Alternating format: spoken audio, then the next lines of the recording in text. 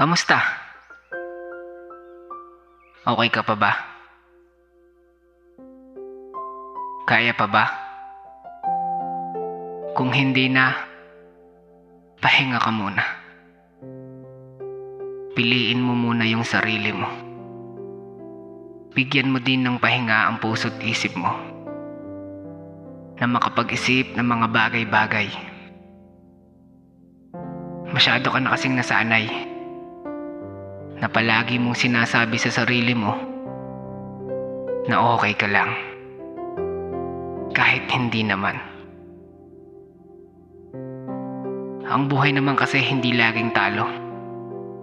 At hindi rin laging panalo.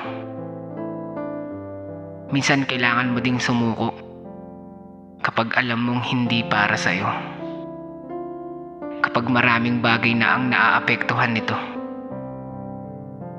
Hindi masamang lumuha kapag nasasaktan. Kung hindi natin yun mararanasan, wala rin tayong matututunan. Kapatid, parte ng buhay ang kabiguan.